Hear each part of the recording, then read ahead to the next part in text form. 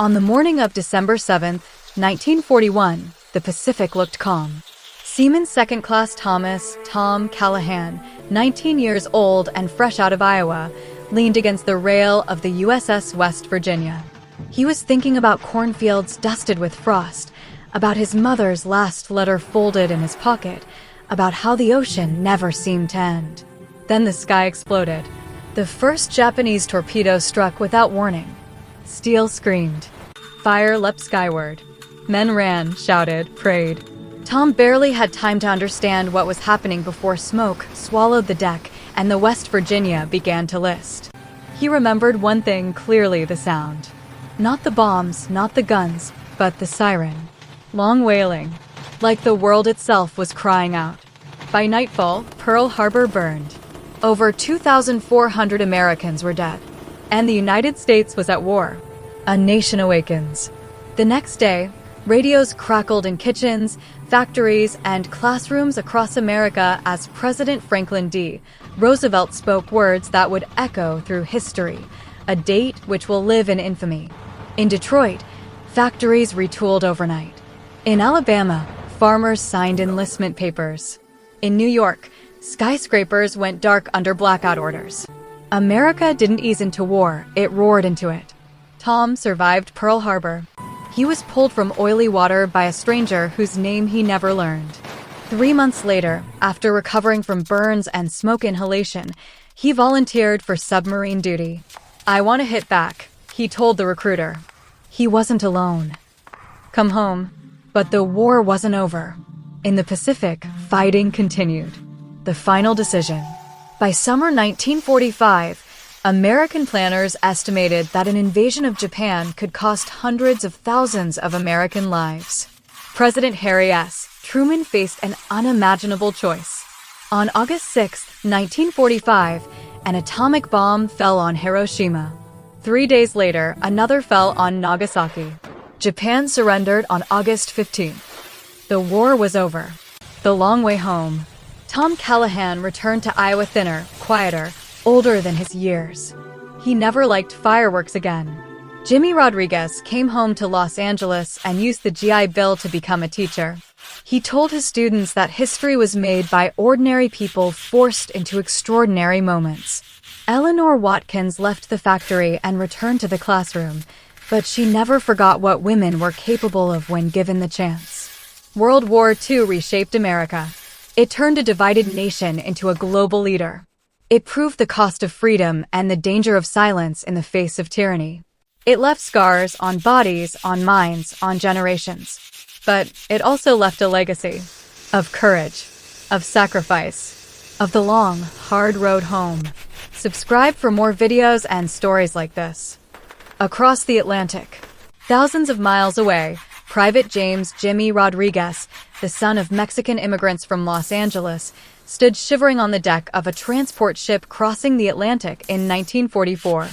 He'd trained for months, learned to clean his rifle blindfolded, memorized every rank and command. But nothing prepared him for Normandy. On June 6, 1944, D-Day, Jimmy's landing craft slammed into the surf at Omaha Beach. Machine gun fire ripped the air apart. Men fell before the ramp even dropped. Jimmy ran. He didn't feel brave. He felt terrified. He tripped over bodies, sand soaked red beneath his boots. A man next to him screamed for his mother until he didn't scream anymore. But Jimmy kept moving. By nightfall, American forces held the beach at a terrible cost. More than 2,000 U.S. soldiers were dead or wounded. Yet the foothold in Europe was secured. The road to Berlin had begun. War is everywhere. Back home, Eleanor Watkins, a 28-year-old schoolteacher from Ohio, tightened a bandana over her hair and stepped onto the factory floor. She now worked 6 days a week building B-17 bomber parts. She'd never held a rivet gun before the war. Now she could outwork almost anyone. Women like Eleanor became known as Rosie the Riveter, though few felt heroic. They felt tired, proud, determined. Every bolt tightened, every wing assembled felt personal. "My brother's over there," Eleanor would say. "This is how I fight." Ration books replaced luxury. Gasoline, sugar, meat, everything counted. Victory gardens sprouted in backyards. Children collected scrap metal. Everyone sacrificed. Everyone belonged to the war. The Pacific, a different hell. For Tom Callahan, war meant silence. Submarine duty in the Pacific was claustrophobic, tense, and unforgiving. Days blurred together underwater. Air grew stale. Sweat-soaked uniforms. Japanese depth charges rattled the hull like an angry god pounding on steel.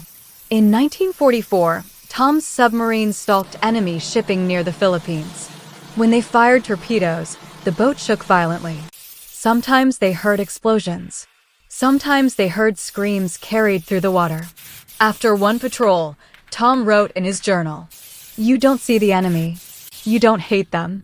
You just hope they don't find you first." The Pacific War was brutal. Guadalcanal, Iwo Jima, Okinawa. Island by island. Inch by inch. Casualties mounted on both sides. Japanese soldiers fought to the death. American Marines learned that victory came at a staggering price. The cost of courage.